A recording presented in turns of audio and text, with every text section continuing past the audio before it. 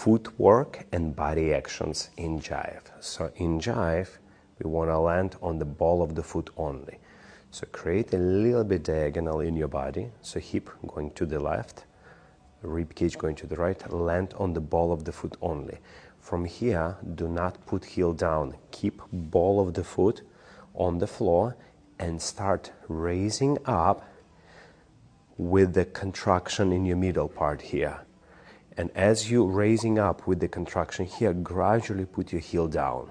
So you have that very interesting flexible motion. And try to repeat from the other leg. Ball of the foot, raise with the contraction, and then gradually land. So it looks like this if I do faster. 1 and 2 and 3 and 4 and this principle you can use throughout the whole basic step. So go rock step going back on the ball of the foot, a little bit raise with the contraction in the middle part, replace, contraction, triple step, and triple step. Let's do it a little faster.